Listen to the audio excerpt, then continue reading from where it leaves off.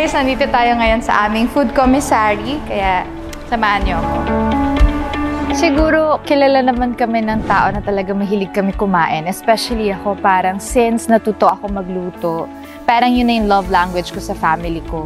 So parang niisipan namin, bakit hindi kaya yung niluluto ko or ginagawa ko, i-share ko naman sa tao. That's why nabuo rin si Takeout. Because sometimes sa trabaho, pag puyat sa taping, pag uwi mo, wala ka ng time to prepare. Kasi ang hirap naman talaga mag-prepare ng isang food or isang recipe para sa family mo kung talagang galing ka sa trabaho. So the real concept ng Takeout po ay restaurant quality food at the comfort of your own home. Masarap sa pakiramdam na nakaka-bonding mo yung family mo, mas kesa yung magpe-prepare ka pa, syempre nauubos din yung oras mo.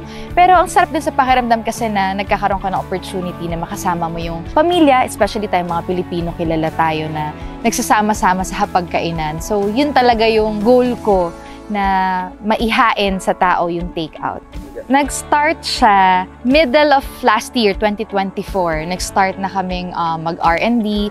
Swerte ako na may mentor ako, si Chef A. Nag-start lang yan sa binisita lang niya kami, nag-usap-usap. Tapos parang gusto ko ng ganito, gusto ko itry mag-business ng food, papaano ba?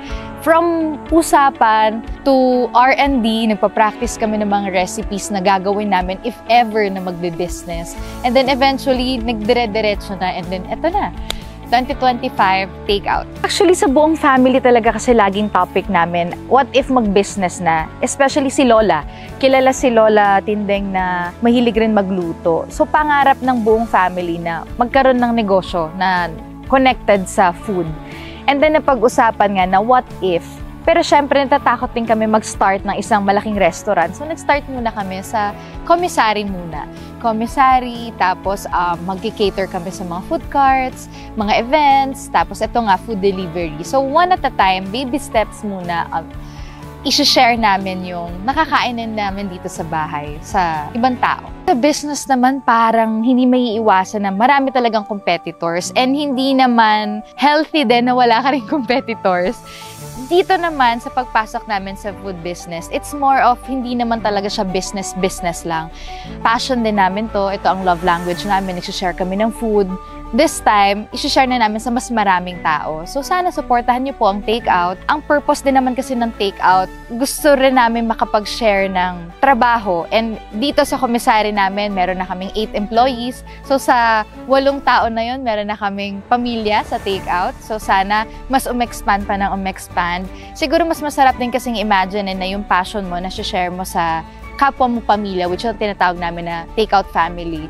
So, Takeout family, parang iniisip ko, sana lumaki pa kami para mas marami pa akong pamilyang matulungan, mas marami pa kaming pamilyang kasama sa Takeout. Ang sarap kasi sa pakiramdam kapag pumapasok kami sa commissary, ako pag pumupunta ako sa commissary, lahat kasi parang meron kami mga kategory, may tatay-tatayan kami, para kami magkakapatid, para kaming iisang pamilya talaga, kada gumagawa kami ng gagawin for the day. So, isa yun sa mga importante din kapag magtatayo ka ng business, kailangan lahat kayo okay.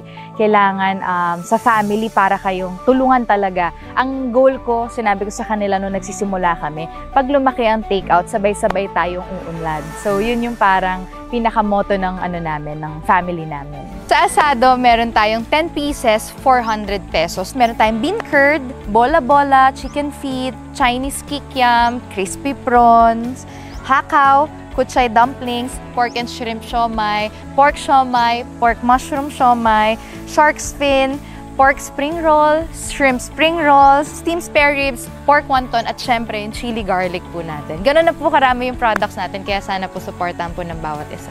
Sa mga gusto pong mag-takeout ng Takeout, meron po tayong website, www.takeoutfood.ph. Makikita niyo po ang mga menu po natin doon. But don't worry po, you can send your orders via IG and Facebook account. Kami naman po ang nagbabasa nun. And ako rin po personally ang nagbabasa ng mga yon. So sa mga reviews niyo po or sa mga gusto niyo pa pong idagdag namin sa aming menu, just message us and binabasa po namin lahat yon.